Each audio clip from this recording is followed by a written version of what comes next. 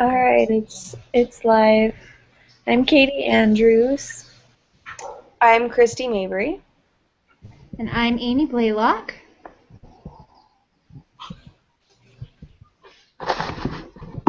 Okay. I can go ahead and begin. So the first question. What doctrine in Wilbur's heart drove him to advocate? What is the doctrine of the family? Why is the doctrine of the family so important to have in your heart to be passionate and consistent? Well, let's start with the first part of that question and really delve in some good detail. Okay, so what doctrine in Wilbur's heart drove him to advocate?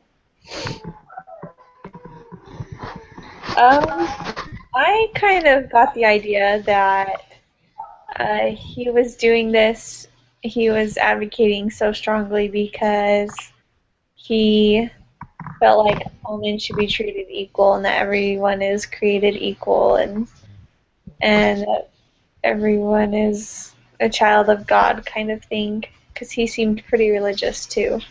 But that was kind of my understanding. I'm not totally sure how that was, if that's totally right, but that's kind of what I got. You know what, Katie? I felt the same way. I felt like the first part of the movie it talked about how he had found God, and I think that when you are have the Spirit with you, that you understand that people are what is most important. So I think that Heavenly Father's probably putting the doctrine of just that we're souls, great inside of God, and even though their skin color was different, I think he saw that, just like you said, that's exactly how I felt. Yeah. Yeah, I kind of felt the same way. I got the sense that, he truly believed that we're all supposed to be free and equal.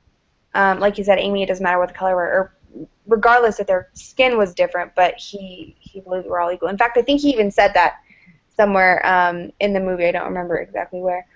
That we were all free and equal, and that it wasn't right that they were being taken on these slave ships and being made to do made to do all these different labor activities and whatnot, and it wasn't right for them to be subject to slavery.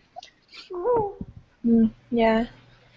And I just like to go along with that. I think he felt that they shouldn't be like gambled or bartered for, like when they were playing cards and the guy didn't have any money, so he brought his slave in, and it like only made him more against it rather than accepting a slave for instead of money or whatever. And I kind of felt like he thought that even though they, have a different skin color, but that they should be like treated all with the same respect, and that they are human beings and they have loved ones and they have dreams and they have goals, and that just because they look different, they shouldn't. That doesn't mean they can't achieve like their goals or whatever. I don't know.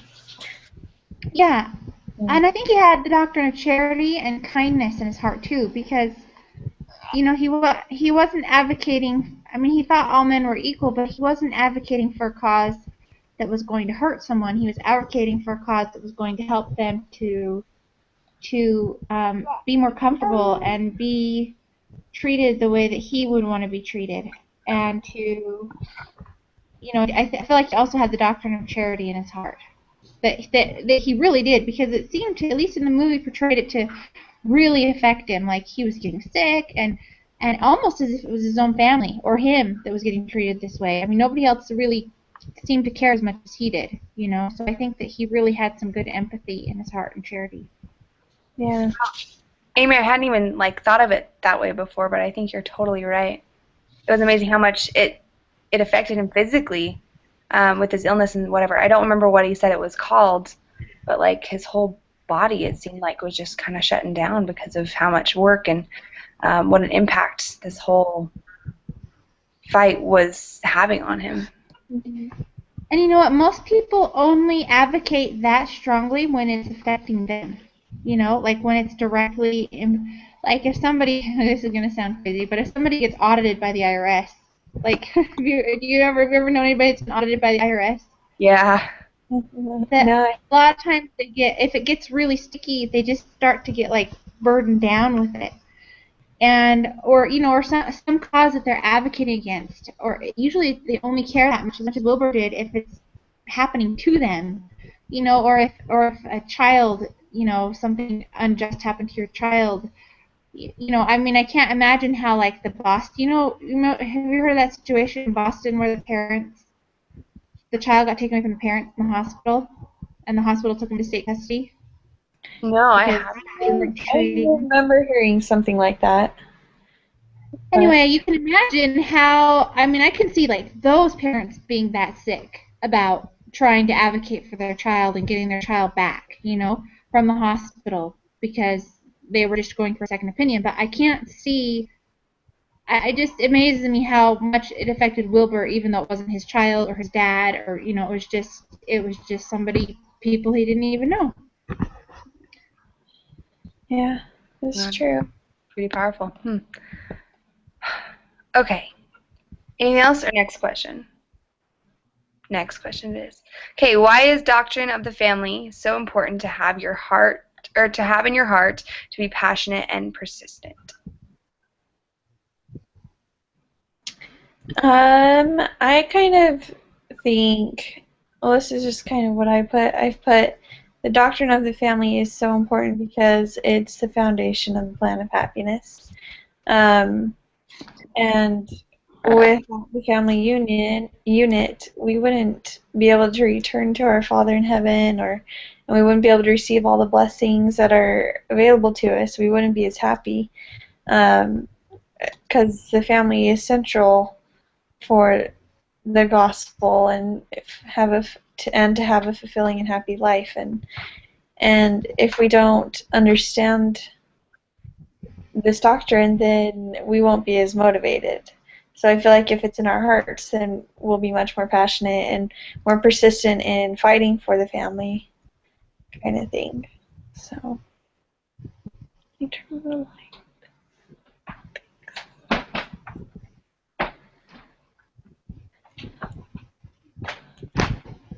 I think that's true. I'm thinking, when I thought about that part of the question, I tried to think of examples of people or situations where people didn't have the doctrine of the family in their heart, and what that did to their family, and how that affected the individual.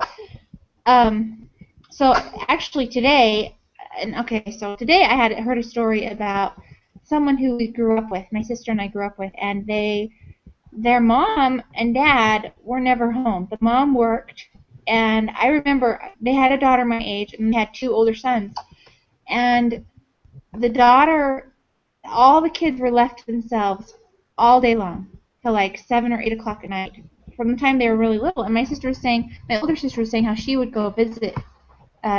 She got asked one summer to go stay at the home and make sure that their basic needs were being met as a babysitter. Huh. And I mean, I just found that really interesting because it's like basic needs being met. I mean, the doctrine of families is so important. Like, you have to care about the doctrine of families so that you care about more than basic needs.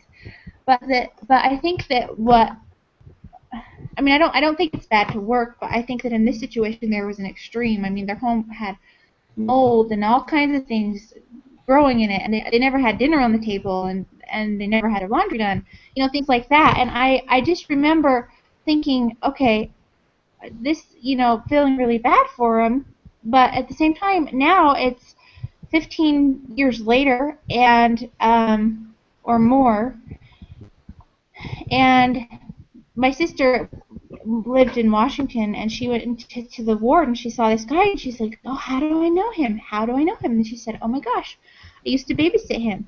And she said, your name's, such and such, and he said, yeah. And he said, and for some reason, he just, like, opened up to her. Him and his wife were sitting right there, and he said, you know what? He said, my parents are so messed up. Like, she was just, like, so taken back. He's like, my parents are so messed up. He said, I am a raging alcoholic, and he said, my whole family is totally broken apart. my marriage on the fritz, and I don't know if I can overcome this. And you think, okay, and I'm not like pointing any judgment here. I'm simply trying to find an example of maybe a case where there'd be doctrine not in the heart of the family, you know?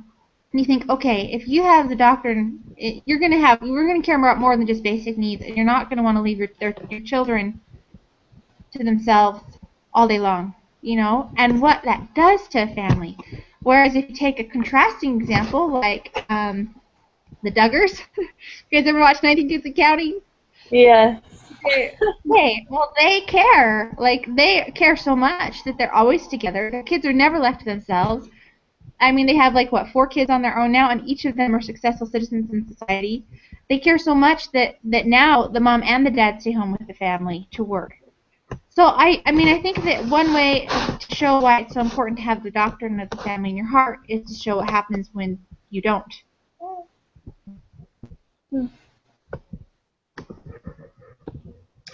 Yeah, I really like what you said, Amy. I actually know a family that's kind of just like that. I worked for him for a while, and I would go and check on his 2 daughters who were left home alone literally from 7 o'clock in the morning to 10 o'clock at night, ages 16 and 12. So they weren't like super little, but I mean, this has been going on for the past couple of years. And it's amazing to see how unfortunate, I guess it is, that they're home alone all day by themselves, especially during the summer, because they just don't have family there. It's the kids. It's really unfortunate, really. But I also think that it's important to have the doctrine of the family in your heart so that you understand the importance of family, and so that if you take that to heart, hopefully you can be a better parent yourself, and you can have a better family. And families affect everything. Like, as a child development major, you learn so much about how families impact everything in society. Not only just the family, not the person, but it affects the neighborhoods, and the neighborhoods affect the schools, and the schools affect society as a larger part. And so I think if we have the doctrine of the family in our hearts, then we're going to be more apt to be able to protect it, or be willing to protect it, and that'll affect everything down the line in future generations as well as our generation today. I love how you brought Is it Brofenbrenner? I've never said that out loud. I've only read it. I love how you brought his theory into it. All the systems that affects and the ripple effect that has. That was great. Oh, thanks. That's actually our next question, is how did Wilber employ a theoretical Brofenbrenner approach to become a more effective advocate? You're supposed to identify at least one thing in each system and be specific. I had a hard time with these ones, honestly. Well, I'll start a little bit. So I think there were 4 main different levels: the microsystem, the mesosystem, the exosystem, and the macrosystem. There's actually 5. There's the chronosystem too, over time. Yeah, that's true. In the chronosystem. For the microsystem, I would say that probably this would include his wife, and probably his friend, the Prime Minister guy, and maybe Parliament. And then that posse, or that little group of men that would always meet together to fight abolishing slavery. I think those might be included in the microsystem, just because they were directly interacting with Wilbur all the time. So,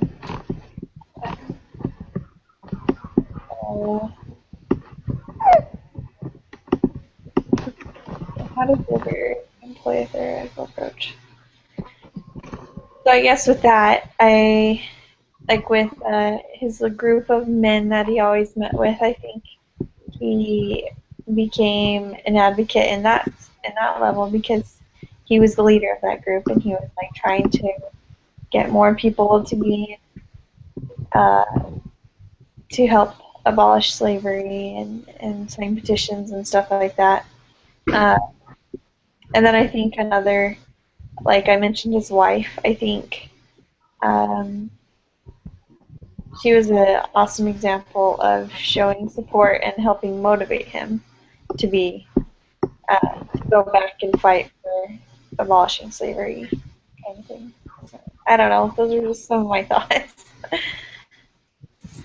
don't know. Those are kind of the same things that I had written down. I said that, he turned to his wife and his peers, including the prime minister and that group or whatever they're called. The posse. I like how you called that Yeah. the posse. The posse. For help and understanding in his efforts. They gave him a lot of encouragement and helped him continue in his efforts. Mm-hmm. And what else? In the mesosystem, which is the interaction between the microsystem groups, Yeah. his family and his peers joined together to help. I guess that would be also within that little posse. The exosystem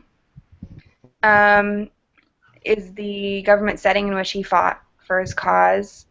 And he talked with the people of the cities in efforts to convince them to stop slavery. Like on the ship, it was towards the beginning of or I guess it was like the middle of the movie, where he showed them the Madagascar ship, the slavery ship, and all the people were like covering their noses because it smelt of death and whatnot. I kind of put that in the exosystem. I'm not sure if that was necessarily where it should be. And then the macro system, he had to fight and argue that abolishing slavery, he had to fight the argument that abolishing slavery would damage the economics for the cities and towns. I didn't know what else to put there.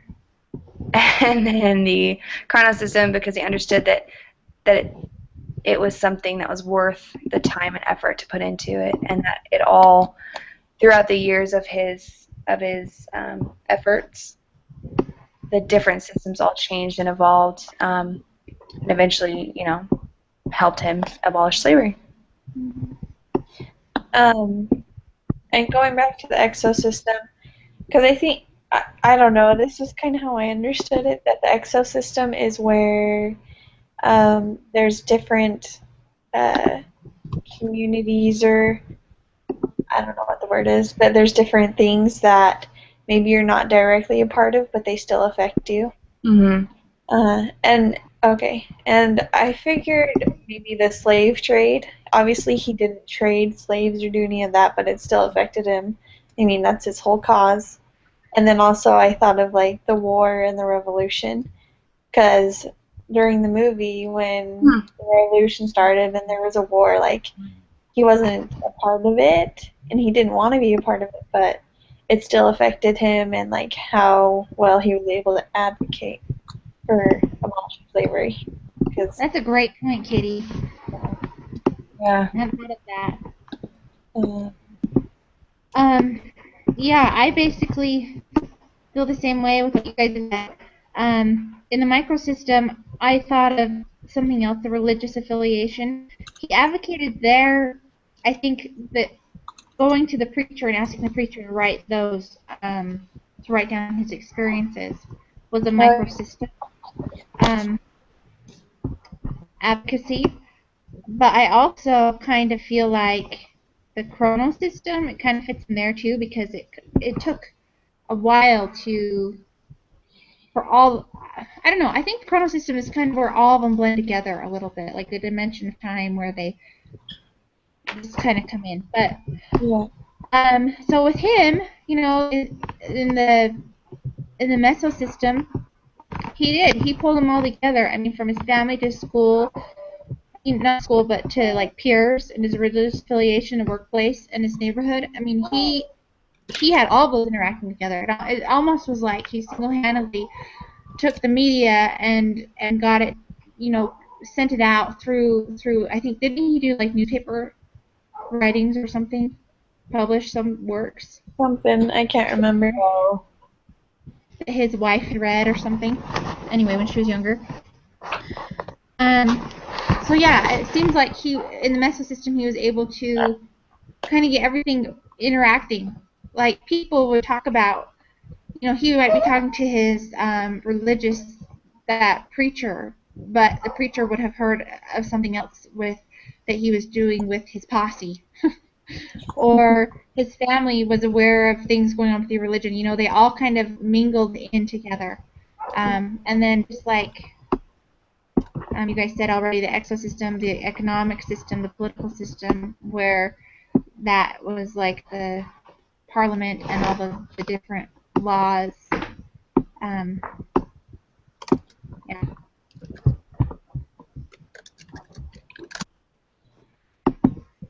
Cool. So next question then. How did Wilbur and his fellow advocates do and share their research? What evidence did they provide to persuade those opposing or on the fence?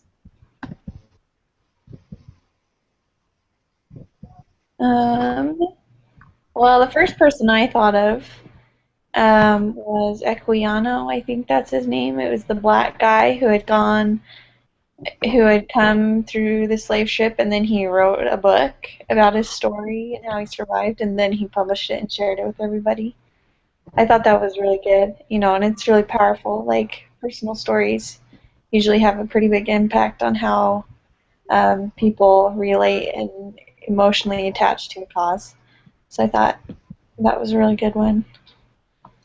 And Wilbur, I think Wilbur did a lot of stuff, obviously, but just some of the things I thought of is, like, he would sing, and that's very engaging, and people will stop and, like, listen when you're singing, and then he would, like, make jokes or pull in humor, and, that got people to like him, and he's a charismatic person, and so I think his personality, he was a likable guy and outgoing, and so people were drawn to him and fighting for his cause in that kind of way.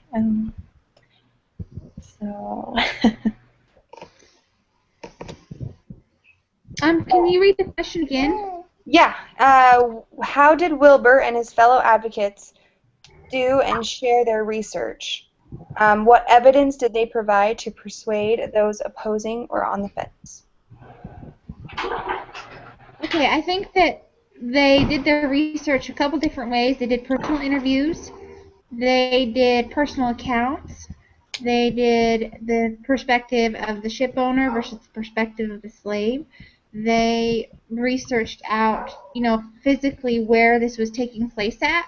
I think it was Jamaica. Weren't they being taken from Africa to Jamaica and other places also? Yeah, I think so. Yeah. So they were doing. So they figured out where it was physically happening, and then persuading people that were on the fence. Just like you mentioned already, Christy, about the boat. They brought physical evidence there. They kind of, I feel like, tried to use peer pressure by getting that treaty signed, and showing how many people were on their side. That seemed just to tick people off. I don't know why. Yeah. Yeah, that's about everything I had written down. The statement from the ship owner, worker, or whatever, the book from the previous slave. They went on the ship themselves to get that firsthand experience, especially of, like, the small area that they had to actually be in. The petition that they signed. Wasn't it like over 390,000 signatures that they got? It was crazy. Yeah, there's something like that. It was a lot. Yeah.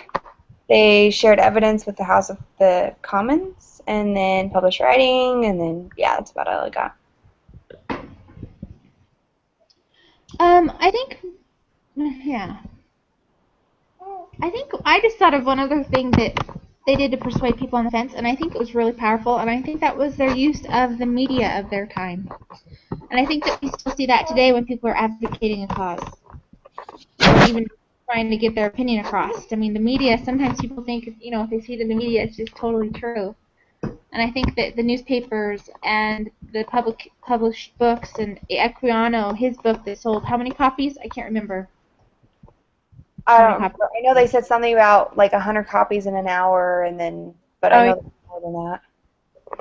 I think. Yeah, it seemed like that was their best tool. I mean, the Parliament could have kept quiet by not saying anything, or but just educating through the media seemed to bring the most people from the fence. At least bring the issue to people so they could sit on the fence.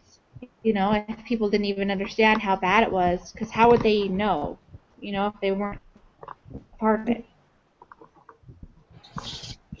Good point. Okay. How does the film portray the importance of working together as a group? What has family advocacy group work taught you? I think it demonstrated a lot of good points. Working with the group, I always like it because everybody has something different that they can contribute. Not everybody's going to come up with the same ideas, and somebody's going to come up with something better than somebody else, and vice versa. And they're all able to, they're more effective in numbers because of the different contributions that everybody can make. And I think that, when everybody pulls together their points and their ideas and their philosophies and whatnot, they can build off of those to make their arguments even more sound and more convincing. That's basically it. Yeah, I liked what you said, and then, I also thought of a couple other things, like the importance of having a good leader for a group, because I thought Wilbur did a really good job, because he had the right kind of motivation. It wasn't like for greed or anything. It was to help others, So I think him as a leader was a good point to bring up. And then that it's also important when everyone in the group supports the leader and the cause, and they use their connections or their power that they have to push their cause forward. I think kind of like what Christy said, different perspectives, and they bring different things to the group. And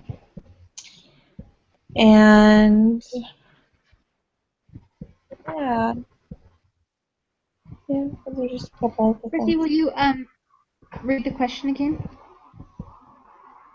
Yes. How does the film portray the importance of working together as a group, and what has family advocacy group work taught you? Okay. So I think that the film portrayed working together as a group as everything, because Wilbur started, and I feel like it was like this process that led to you can't do it without a group, because Wilbur started and he got totally fed up with it, and then he decided he was going to become a preacher, and then his friend who ended up running for the prime minister came in and said, okay, we're going to have dinner with all these people, and he's like, who are these people? Because he says, well, and he learns that they all want to advocate with him for the slave, to abolish the slave trade. And so I feel like that buoyed up Wilbur, where at first when he was just advocating by himself, he was toasted. He was totally done. He couldn't do anymore. So then this group came in, and they got farther, together, just like you said. They all brought their strengths and weaknesses, and they got a lot farther. And then that prime minister came into office, and they got really close. I feel like they got closer than they ever had, obviously, to passing the law, and to at least convincing those 390,000 people. That was a huge step forward. But then like Katie talked about, the war came, and they had to shut down their efforts, and I thought it was interesting, but one person in the group, and it was a key player, it was the prime minister, he said, you're not going to do this. I'm not on the team during this war. I can't be on your team during this war. And they lost that group player, and the whole thing kind of collapsed. Without him, he was so important, just like everybody else was. And the prime minister said, to Wilbur, he said, I don't want to be prime minister if you're not going to be on my team. That was the whole group concept too. Wilbur kind of helped him in this prime minister spot. But once the prime minister was out, the whole group fell apart. And then when the war was over and the prime minister was back in, and then that lawyer came in, and he was a new subject, and he brought new things to the group, and he was able to say, okay, this is how we can get around it. We can stop the slave trade without stopping the slave trade. And because he brought that to the group, then somebody came up with the idea to get everybody out of Parliament, to the races. And they all worked together to get the slave trade stopped without actually stopping the slave trade. And in the end, it took a few more people added to their group to make it happen. And those people were the new prime minister who was on their side, and then there was somebody else under him that was on their side. And I remember when the prime minister was dying, he said, okay, next time you bring this to Parliament, it's gonna pass through really quickly because of these two people. So that group got bigger, and the bigger it got of people caring, the further steps they were able to push towards actually passing a law until they actually passed the law with their final big group. So I think what I've learned about advocating groups is that you have to have people on your side. You have to all stand for the same purpose. Kind of like when America was fighting for their freedom against Great Britain. I mean, just like Abraham Lincoln said, if we're not united, we're going to fall. And it took everyone in America who cared, uniting for one cause, to push through and to free themselves from the taxes and the tyranny of Great Britain that they felt was unfair. So I think that what it taught me is just simply that that's everything in advocacy. I can't go stand up like, Marcia Barlow. I think Marcia was her name. Mm-hmm. She went and stood up and advocated. Or even that book that we read. Do you remember that guy that went to the United Nations and ended up helping the family policy shut down? Yeah. I mean, so they wouldn't push through. I don't remember. You remember that? Mm-hmm. He had a whole team behind him. And he couldn't do it. And I remember how relieved he was when he started to get people on his team and how much it was weighing him down, just like Wilbur. And as the people came on his team, it took little pieces of the burden off of his shoulders. So I think that what I've learned is that you have to advocate in a group, and you have to find like-minded people, and you have to be with like-minded people so that when a cause comes, you're ready to stand up and advocate.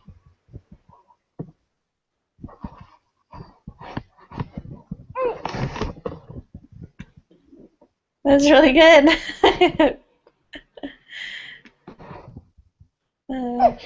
Yeah, that was awesome, Amy. You have wise words. I like it. Well, we're 30 minutes in. Do we have 60 left? Oh, no. How many questions in are we?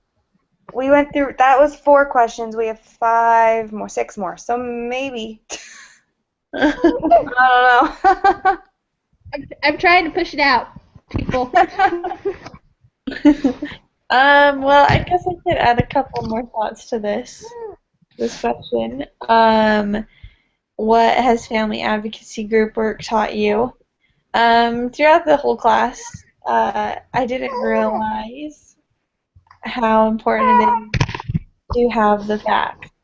Because in our religion, it's like all about, like, we're always thinking about how important family is for, like, the gospel and the plan of happiness and stuff, but it's also important to have the facts. And I think in the movie that Wilbur and his group were good at collecting facts and data and stuff like that.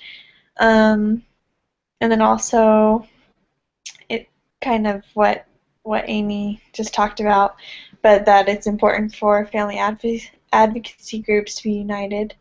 And then also, it's important for family advocacy groups to understand, like, policies and laws and lingo. I mean, they were all in Parliament, so obviously they knew all the laws and stuff, but for family advocacy groups, it's important for us, if we're going to join an advocacy group, to understand those things so that we know, like, what policies and laws are going to affect families and if they're harmful or hurtful, and we need to understand the wording and stuff, because that can totally change the whole way a policy is going to affect the family. So those are just some more thoughts I had. So, but Right. You guys have brought up a lot of really good points. Thank you. Okay, what parallels do you see between Wilbur and Captain Moroni in Alma 46? Let's start with that one, and then we can go on for the rest. So I looked it up because I couldn't remember what it was. And Alma 46 was the chapter about, where'd it go? The title of Liberty. And how Amalickiah, was that who it was? Yeah, was being cunning and being flattering, saying flattering words to the people, and he led many people away. And so Moroni came and, where'd it go? Came among the people, waving the rent part of his garment in the air, that all might see the writing which he had written upon the rent part, and crying with a loud voice, saying, well, whosoever will maintain this title upon the land, let them come forth in strength of the Lord and enter into covenant. They will maintain their rights and their religion, that their Lord God may bless them.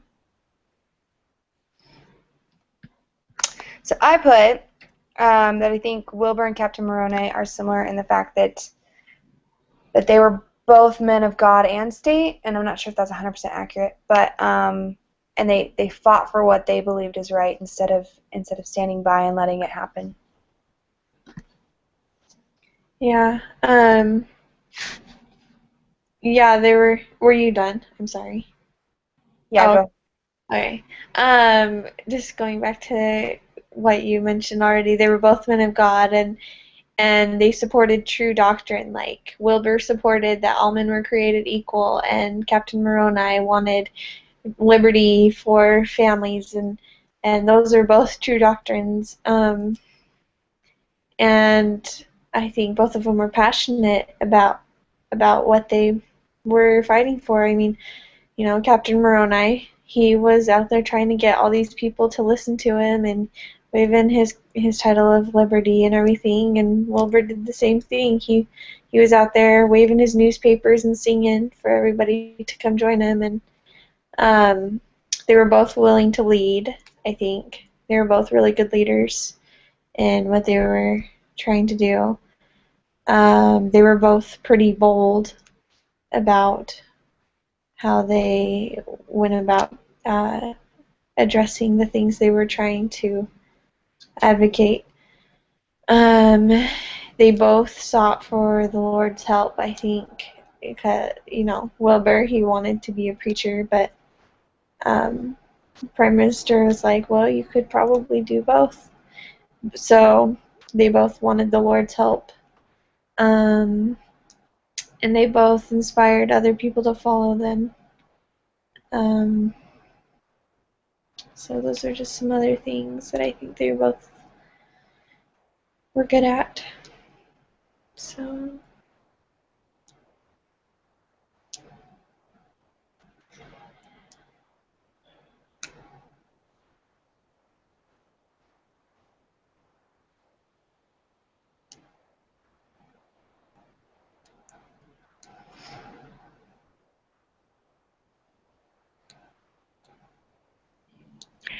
Amy, did you have anything to add? I have a screaming baby. Okay. it's okay. Yeah, I do. I think that they were both men of God, just like you were talking about. I think that they were. I'm gonna come back to that question in a minute when you guys go on to the next one, okay? So you can hear me. Just you guys go on to the next question. I'll come back to that after you answer the next one. Okay, sounds good. Okay, next question is, what is a Christian and a professional family advocate, and how did Wilbur exemplify that? I was thinking, I just kind of mentioned that that together they can work together. I feel like a lot of people think that they can't, like somebody who's super religious and whatnot, they can't also be political in a sense. treated. Yeah. Yeah. But I think that they can be because all of the doctrine that we believe in is fully supported not only through, the scriptures and the prophets and whatnot, but in everything that we see in society. Like for example, the word of wisdom, we're told not to drink or smoke or anything like that because they're not good for us and because of addictions or whatever the reason may be. But then we see now looking, at all those substances and how bad they are for you. And so everything that we're told, all of our doctrine is supported by the research and the ways of the world, and we see how how the gospel is like protectant for us. And so I think that they work hand in hand because somebody can be fighting and advocating for something that is also what God would want. Does that make any sense? Yeah, I think so. My words aren't going together the right way. No, So I think that they can be one because we can turn to God for guidance in what He wants us to advocate for, and that He can give us, direction and guidance and all of that. And as we live by the law of consecration and give all that we have to God and His people, we can be an advocate and a Christian. Yeah. No, that makes sense. And that's kind of what Wilbur did. Like he wanted to be a preacher at the beginning of the movie or whatever that was, and then his friend came to him and it was like, and I kind of already mentioned this, but his friend came to him and was like, well, I want you on my parliament when I'm prime minister, and you can still, maybe that is God's will, like, so maybe what God wants you to do is also something that is going to help society, kind of just like what you said, Christy. So. Okay, guys, I'm sorry. Will you read me the last two questions Sure. that you just did? Yeah. What parallels do you I remember the Captain Moroni question. Okay. But I'll answer that question first. Then you can read the next one. Okay, and I'm so sorry you can hear fireworks. I have to sit out here, or you're gonna hear like 7 kids screaming. So the Captain Moroni and they're both leaders, but you already talked about this, both of you. I did hear that. They're both leaders, but I think that Captain Moroni also was a very charitable man. Just like Wilbur. And Wilbur, I think Captain Moroni carried a pretty heavy burden. And I'm pretty sure Captain Moroni was called of God. I think that they both had a special work. I think if you were to read like their patriarchal blessings, they'd be like, oh, Moroni would say, hey, you're gonna lead all of your people to righteousness, and Wilbur's would say, you're gonna lead all of your people to righteousness. and it's gonna be all on your shoulders. So I think I think you guys did a really good job covering that question. But what was the next question? The next question, what is a Christian and a professional family advocate, and how did we simplify that? Oh. Okay. So Christian and a professional. I think that just like when that guy came in, I'm sorry, I didn't hear if you guys said this, but tell me if you talked about this. Just like when that guy came in and said, you can do both. I think that you're supposed to do both. I think you're supposed to be doing God's work and the work of the slave trade. I think that's both. And he was so torn. He wanted to be a Christian. He wanted to be a preacher. He wanted to dedicate his life to God. But but then he realized that you can do both. And I think that a lot of times when you are a professional, you are the most professional when you're being Christ-like. And I think Wilbur portrayed that. For example, when you are, doing like my husband, he does property management, and when he gets a phone call of somebody that's totally ticked off, think of how unprofessional it would be if he just starts going off on him, yelling at him. Yeah, because but what else is that? That's not Christ-like. That's not Christian to do that. So I think that a family advocate that's both is going to be kind and have a cause that's for Christ. That's what Christ would advocate for if he was here, but also very kind and professional and not argumentative, but working things out in a very professional. We can disagree and agree to disagree, and we can come to middle ground on a solution, or or as opposed to the people who are advocating for things like women's rights or not extreme women's rights or gay marriage or the 5 different genders or some of those things that Christ wouldn't advocate for. I think that it's the opposite side of that. Okay, I like it. Next question. How can you be effective and Christ-like against such loud and often degrading voices? Well, I kind of think it's part of what Amy was just talking about how we can still be kind and professional and agree to disagree, because not everyone's going to believe the same way we do, or have the same ideas that we do. People raise their kids differently. People think that it's okay to act on gay feelings or whatever, and even though we don't agree with them, it's not that we should still be Christ-like. We should still love them and show respect, no matter how different they may be. And I think that's part of what Wilbert was trying to teach in his advocacy.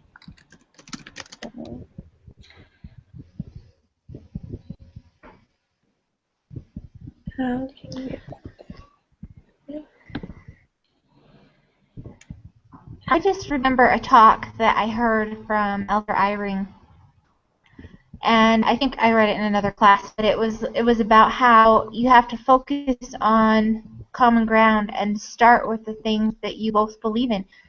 And I think in order to go against such degrading voices, when you think about a time when somebody really bugged you and had a different opinion, the most annoying experience I can think of is when somebody's come in and had no common ground with me whatsoever, has no idea where I'm even coming from or what it's like to be me, and they come in and they say, hey, this is how it's done, and this is what's right, and the way you're doing it is totally, they don't even have to say outright the way you're doing it is crappy. They just have to say, this is how it should be done. And you're like, but wait, I have all these great points, and and actually I kind of agree with you here, but because you haven't even listened to me, I'm not going to tell you that I kind of agree with you at this point. I'm just going to completely disagree with you on everything you just said. I think that one thing to effectively advocate is to care about the people that you are talking to and about what their cause is. So the hardest example I can think of is those women, and I think it was in that book, that women's group that was advocating that, children are just so crummy. You guys remember that? I'm just ranting on. You guys remember that part where they were advocating that mothers should have the right to all these crazy rights? Oh, yeah. I don't remember her name. At the UN. Anyway, I was just thinking, you know what? That woman probably had a really crappy childhood. Because if she thinks that families shouldn't be together, she probably had parents that probably left her on a curbside. And then later on in the book, it starts talking about how she had a family whose parents practically left her on the curbside, that were really abusive. So I think that understanding, not that we have to agree with them, but understanding why somebody feels the way that they do and why they're advocating against you is some pretty powerful help to help them advocate. Maybe not even advocate for you, but not kick against the pricks because they like you. When somebody likes you, okay, I'm just ranting on how much more time we have. When somebody likes you, they are so much more willing to listen and to come to your side and to care and to at least, say, I don't really agree, but that she's a really great person. you know. But as soon as somebody doesn't like you, it doesn't matter what you say. You're toast, you know. Yeah. Yeah, Amy, I think you brought up a lot of really good points. I like what you said about, um, getting to know somebody and like understanding where they're coming from, essentially, because I think it's perfect because that is being Christ-like and effective at the same time, just like you said, because once people know you and they like you, they're so much more willing to listen to you, but you're also being Christ-like by getting to know them and coming to love them.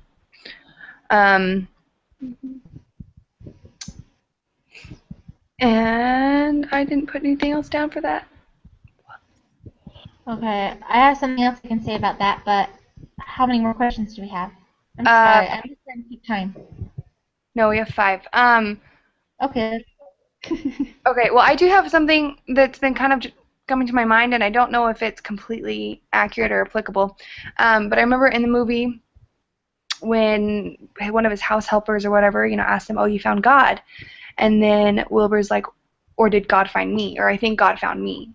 And it kind of reminds me of the quote, "God doesn't call the qualified; He qualifies the called."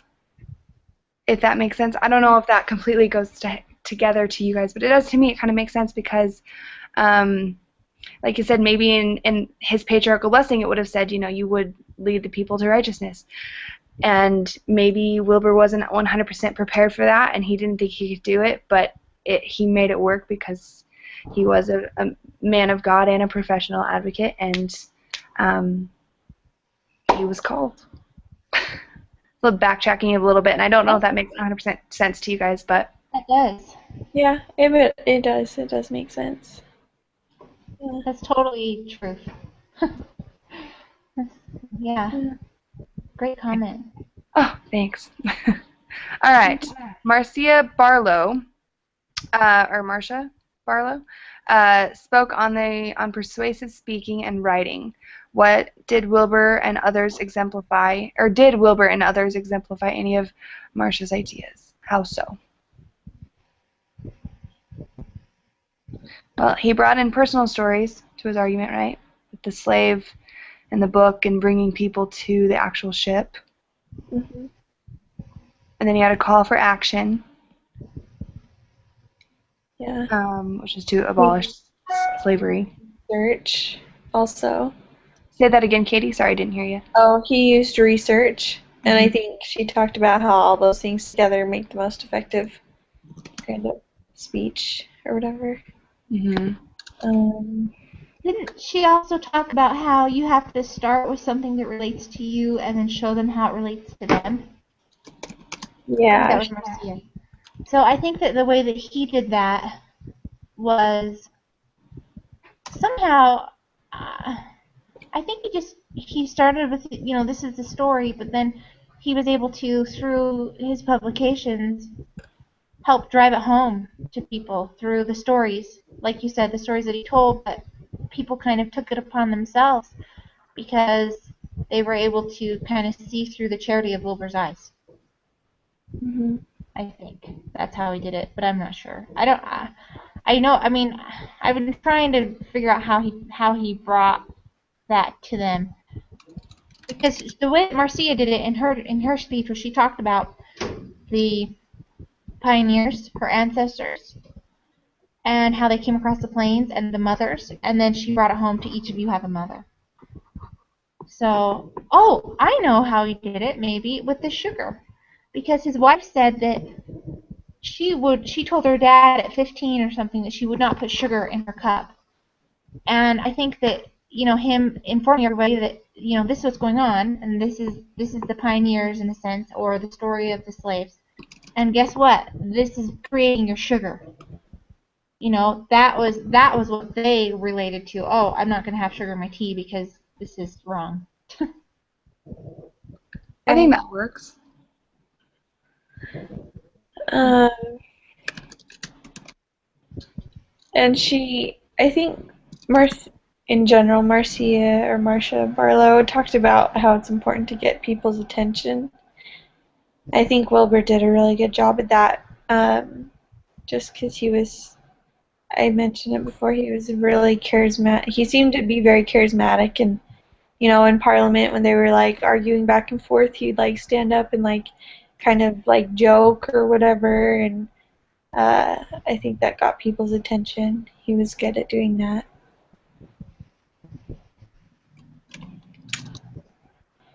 Um, Yeah, and that ship, that got people's attention. That little outing he had, and then he brought in that terrible ship. oh yeah. Hmm. I don't know. I can't remember if she talked about this, but I thought it was something. It's just something I thought of about how it's really important to make your audience understand why you're advocating what you believe.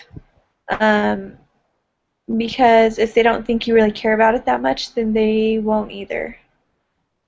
Um, Oh, yeah. That's all I can think of.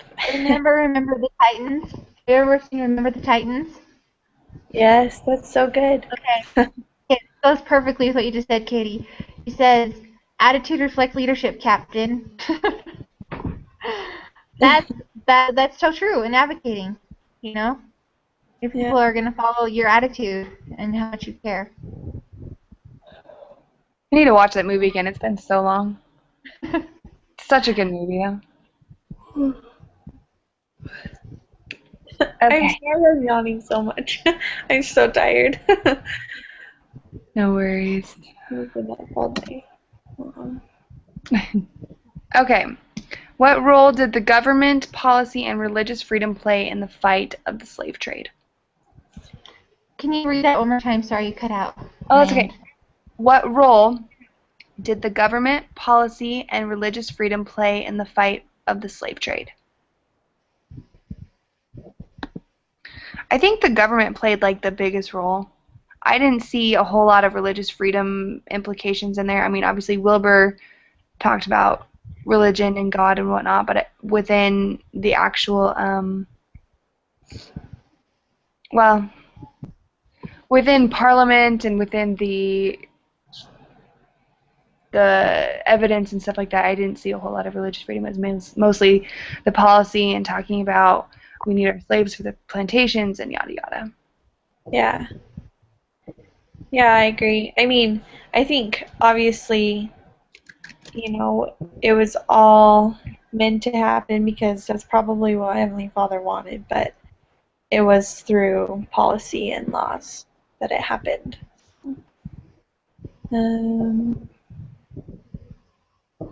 Okay, I can only think of one way religious freedom kind of played a role.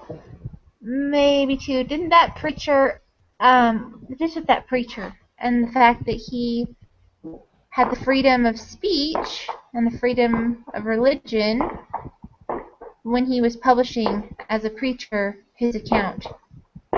Yeah, that's true. Because I mean, that song "Amazing Grace," that's freedom of religion. If you didn't have freedom of religion, you couldn't sing that song. And Wilbur advocated with that song several times. That's true.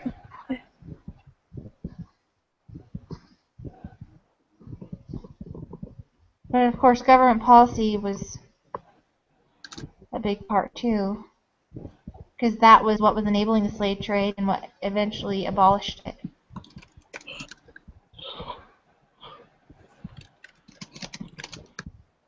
Yeah. Yeah.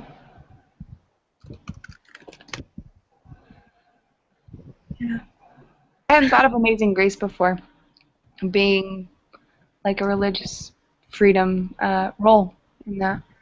Yeah. Okay. And did you see their political system being pro-family? Why or why not? I don't think so. I felt like their political system was more based on financial decisions and political reasoning rather than supporting and strengthening the families, because it was more about greed and rather than freeing slaves and because a lot of slaves died on those ships, and that's like a lot of lost or broken families that ended up apart, or like the families were split up when they were taken as slaves. That's definitely not pro-family. So. But yeah, but at the same time, it was kind of like the slaves were obsolete to the government, not because of their families, but because they saw them as animals. So I kind of feel like they were pro-family. I mean, I didn't see any policies, but the society seemed to be functioning well enough that they had to be somewhat pro-family to people who they felt were human. That's true. Yeah. But they didn't see trying to the. earn money for their families. So yeah. But once they, I think it was a human right. Once they identified that the slaves were human, then they turned pro-family. They were able to encircle them into their pro-family society. Yeah. Yeah, I hadn't thought of it that way. I kind of agreed initially, at least with Katie, in the sense that I didn't see them being pro-family because they were so willing to just, take people away and take people from their families, and a lot of people died, and they weren't concerned with their families at all, but just concerned with, we need workers for our plantations. If we don't have them, then we don't have money, and yada yada. So, but you make a good point, Amy, in that they saw them as animals, and that by the time they didn't see them as animals, they were a little bit more pro-family. Yeah. Okay. Do you feel that Wilbur used his time on Earth well? How did you see him showing the elements of consecration that Elder Christofferson spoke of?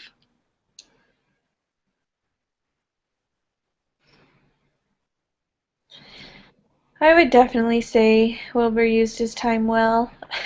He did a lot, and he sacrificed a lot. His health, his time. I mean, he did a lot. Yeah, I agree. That's one of the biggest things that I put on here is that he not gave up, but like he was willing to sacrifice so much, including his health. And we talked about that earlier, how he got so physically ill, in part because of this fight that he was fighting for these slaves that he's never even met.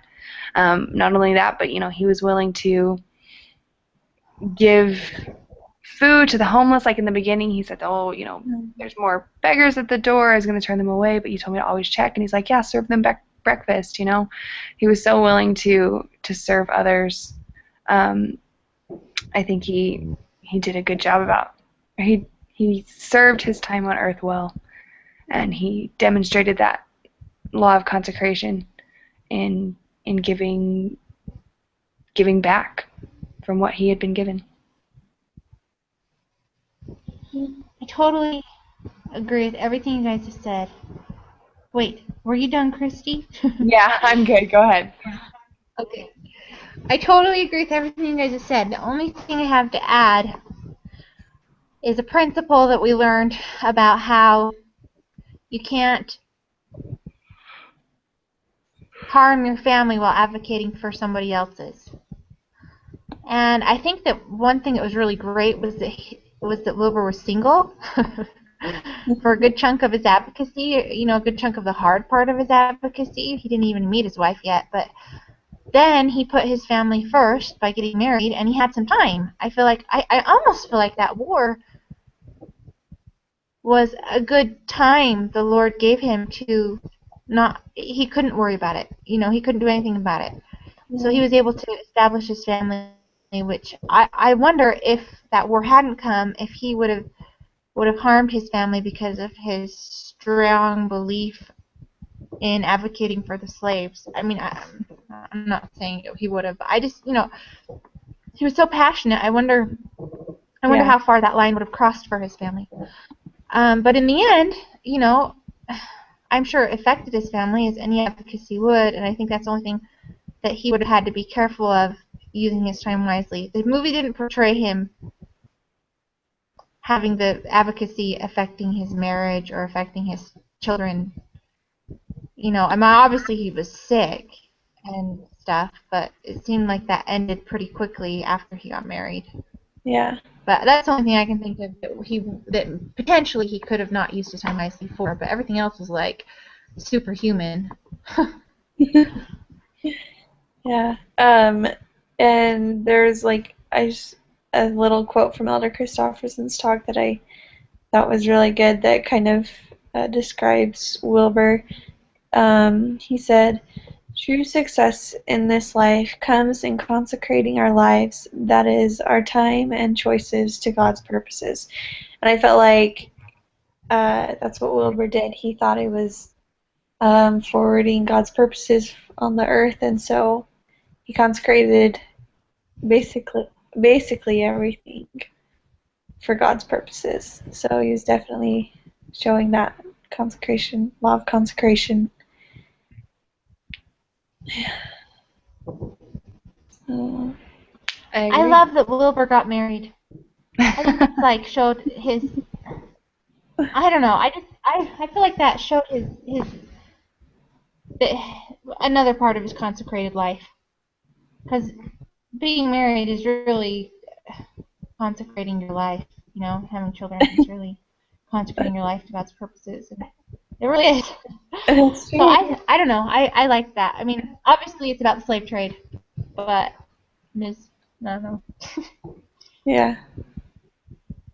Because I never thought about. I mean, I thought of having children as like consecrating your life to God's purposes, but never, I guess, thought of being married and that being consecrating your life. But I like it. Well, okay. The reason I say that is because I remember. Is because you. Oh boy. How many questions do we have left? Do I really want to start that tangent? We've got 30 minutes left, right? 3 questions left. Do we have 30 minutes left still? Okay. Ish. Maybe like 20 minutes. Holy cow. Okay, I'll come back to that if we have time at the end. Okay, sounds we need good. to fill something in. Okay. Any other profound thoughts or personal insights from the movie that are related to child and family advocacy? Can you read the first part again? Any other profound thoughts or personal insights from the movie that are related to child and family advocacy? I was impressed with Wilbur's wife. She had like a huge effect on his health after they got married, and she was like a huge support to him. I mean, like that night that they stayed up talking the whole night, like she was totally like, yeah, you should go back and try again and stuff, you know. I think her influence on him was pretty amazing. And I mean, I think that's how it should be. Like, we should support our spouses and our families for the things that they feel are right and that they feel like they're being led by God to do. So I thought she was a pretty powerful person. I love that point, Katie. And, you know, his brother or sister, whoever that was, that couple that was his family, they were doing that too before they met her, and they were being advocates for him and for family by helping them to meet, and by caring enough to, you know, further his family. That's true. One of the main things I think I gained from watching it was that even if a cause seems lost or it seems like it'd be too much work, you know, no one person could ever accomplish that or whatever, whatever efforts that you make are not wasted, and you don't know the kind of impact that you can have until you try and you work at it. Like, I'm sure that he never thought that he would have so many people on his side helping him with this kind of a change, you know, to in the slave trade and everything like that. But it turned out that he had so much more support than I think he ever thought he would. And so I think that in our lives, relating to child and family advocacy, we don't know the kind of impact that we can have until we actually set out and try, and we try to do something about it. Ooh, I like that too. That was good. And you know what? He had to totally stand alone. Like the first time that he said that, he was totally alone. Like he was standing up and everybody busted up laughing at him. In Parliament, basically. Okay.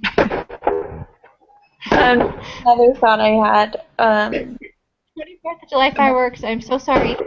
Okay. Just another thought I had was that Wilbur advocated with love, and that was his motivation, in greed and power. And I think we see that a lot with, our modern prophets, but also with prophets, and they're always trying to lead with love to gain popularity or power. They're doing it because they love the people they're serving. And I think Wilbur had some of that in him. Yeah. Because sometimes you can get into advocacy and you can become prominent. Wilbur became well known, became a prominent figure, and then your sights can change as you see the effects of being well known and I don't know, famous, whatever. But Wilbur seemed to stay pretty straight arrow through that whole process. Yeah. What was that quote towards the beginning that his helper, house person, whatever, said? It was like, what good is a man that is well known to everybody else but doesn't know himself? Do you guys remember what quote I'm talking about? Yeah, I remember. I loved that that quote. It was so powerful to me, and I think that applies here as well.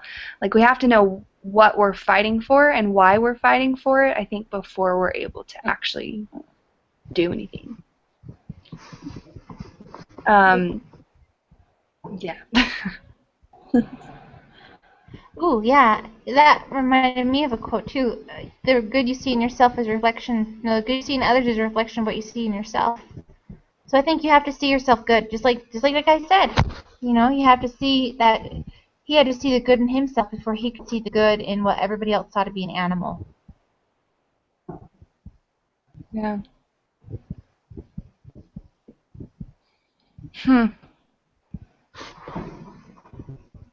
Okay, so what was your understanding of the doctrine of the family at the beginning of the semester, and how has it changed?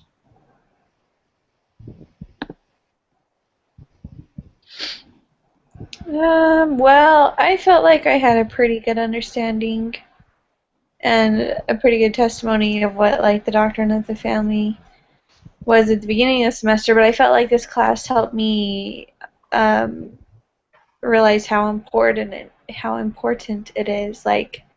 Advocate.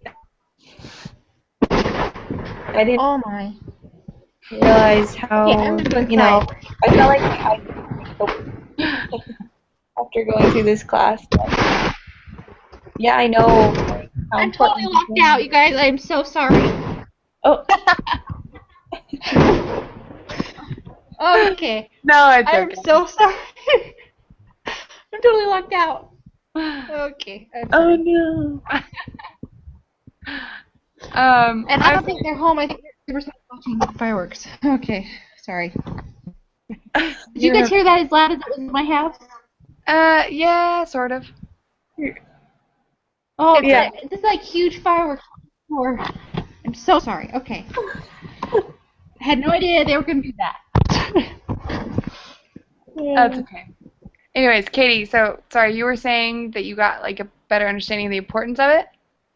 Yeah, I felt like I knew doctrine well.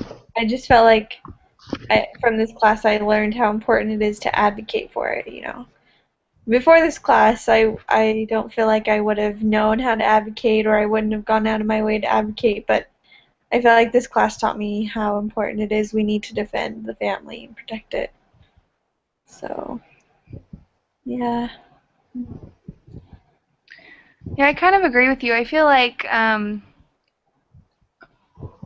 the beginning of my education here at BYU Idaho, I didn't necessarily have like the greatest understanding of the doctrine of the family, and throughout the different classes that I've taken, especially being a child development major and all the family classes that we're required to take and whatnot, I've definitely gained a much better understanding throughout the course of my education.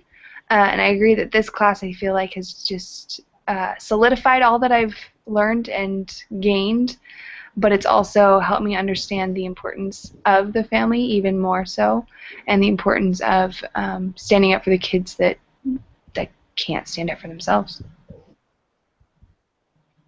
You're graduated, aren't you? Okay. You're graduated. Yes, I walked yesterday. So it's really hard to do homework right now. I feel like I should be done. Yay, Christy! And look at your integrity. You're still sitting in this meeting on the 24th of July. Come on Fine. now. Hey, That is awesome. want to see my awesome? Ready for this? Hold on. BYUI 14 alumni. Dang. I'm really proud of it. That's pretty exciting. Oh, thanks. Yay! Anyway, sorry. Go ahead, Amy. You can say Good what work. you're going to say. That was way better than whatever I had to say. Oh. That's awesome, Christy. That is awesome. Like, we need a moment of silence for you graduating. I'm sorry, we just do. Okay. Okay, so that's what I have to say is so anticlimactic. It feels weird to say it now. Okay, so Doctrine of the Family was this is what I learned. I did not realize when remember that document we read about the Doctrine of the Family and why it's so important for the youth in the seminaries to understand about the Doctrine of the Family, and she talked about how the seminaries in the seminary she asked youth about the Doctrine of the Family and that they were very self-absorbed about it. They didn't get that it was like not about them. Do you remember that? Mhm. Kind of. No? That's a different class. Do you guys remember that? I kind of remember maybe it. that was a different class. But she was talking about how we needed to. You do? Yeah, I Okay. feel like I've read it before. Anyway, she was talking about how we needed to defend family and how. Anyway, how the youth needed to understand that they needed to get married, they needed to have children, they needed to play their gender roles. Oh my goodness. And okay. And that they I'm totally locked out. I'm so sorry. You cannot go inside right now. Oh my gosh. Okay. But as far as family advocacy,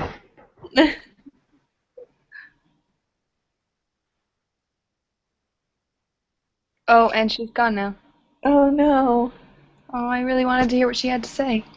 I know. Can we add her back?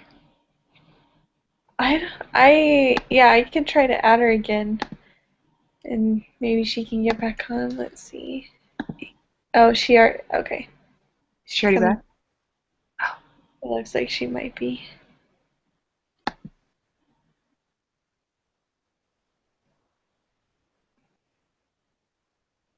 I don't know.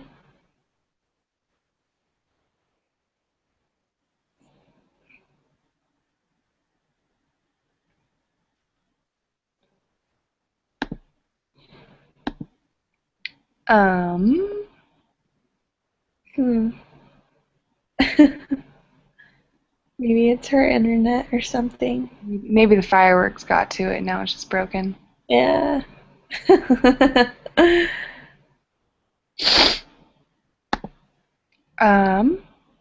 Well, I'll invite her again and maybe she can get back on if I don't know. We'll see.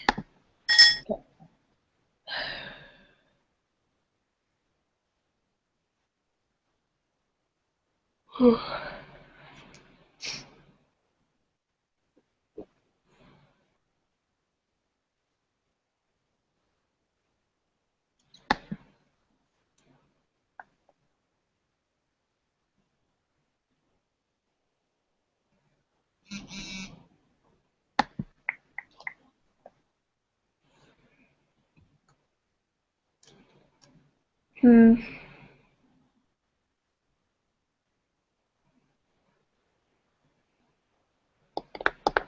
I don't know.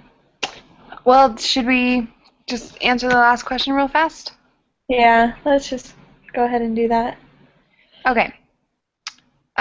Picture your spouse and children, current or future, and write down some thoughts about how they will benefit you from taking this class. Benefit from you taking this class.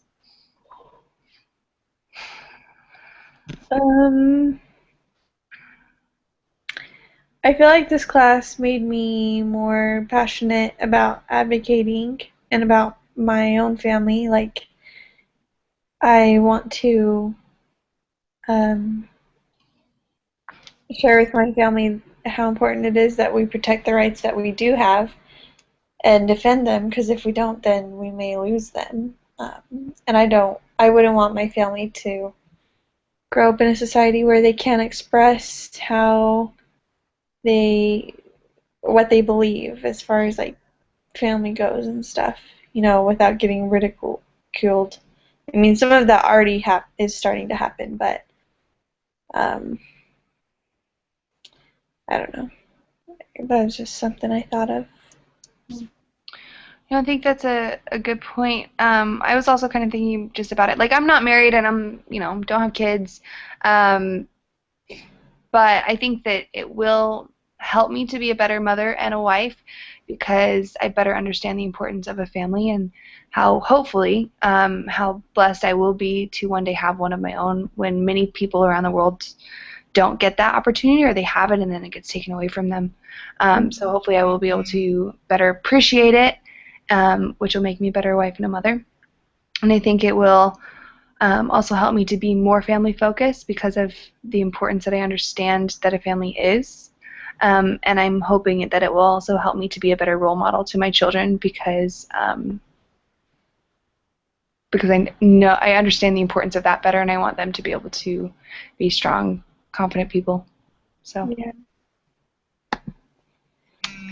Oh, I think that's Amy. Hold on. Hello? Hi. Yeah, we're still on. We were wondering where you went. We invited you again.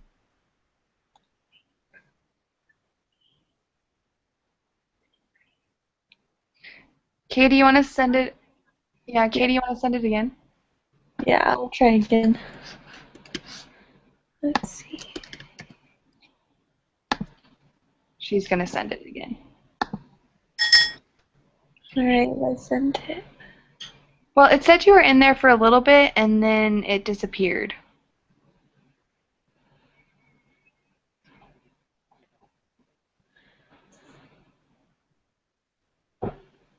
I mean, worst comes to worst, I can just put you on speakerphone real fast, and you can answer the question.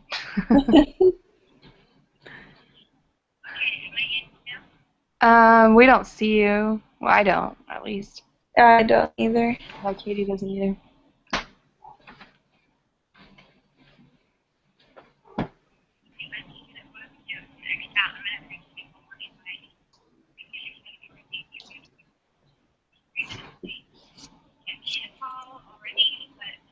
Okay.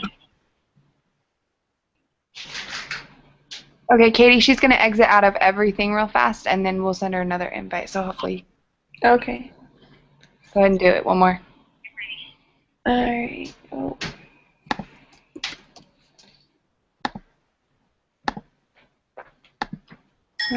Okay, she just sent one more.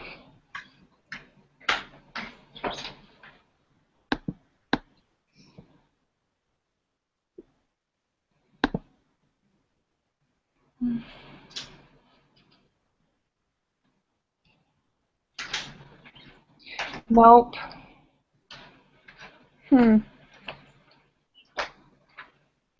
Oh, it says you just joined, but I can't actually see you yet. Oh, there you are. Yay! Okay, I am so sorry. All right, I'm hanging on now. Okay. That's okay. I'm glad you're back. Yeah. Okay, you guys can see me, right? Yes. Yes. Okay, so can you just read me that last part of that last question one more time? I think you were talking about the start over. What was your understanding of the doctrine of the family at the beginning of the semester, and how has it changed? Okay. I had no idea. I honestly had no idea how. Like, I knew people would say that the family was under attack, but I didn't get it. Like, not at all until this class. I was so naive. Like, I didn't even get half the stuff that people could do. Like, with the United Nations and with the parental right attacks and the attacks through people actually wanting to legalize, like, gay marriage and people wanting to make the five different genders. Like, I had no idea. But I get it now. Like, at least I get what I've learned, because we have to advocate. Like, we have to stand up for what's right whenever we hear something amiss, because as I feel like as the population continues to become more wicked, that every conversation you have and I've learned that every time you open your mouth, every time you're brave, every time you share the gospel, every time you stand up against, gay marriage, or against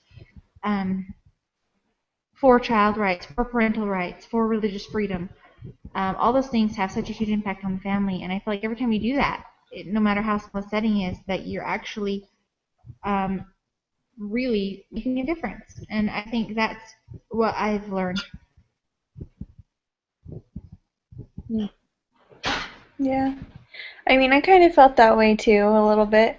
Like, I mean, I knew that, like, people would try to get gay marriage passed or whatever, but I didn't realize just how big of a deal it was, like, with the United Nations. I didn't have any idea that they could be so powerful even when we don't, even though the United States may not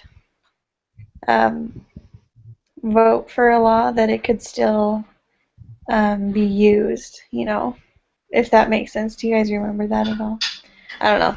Anyways, yeah, I kind of felt like I learned a lot about how much we're actually under attack.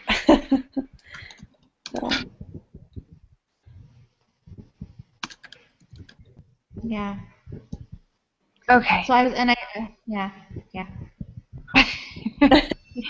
All right.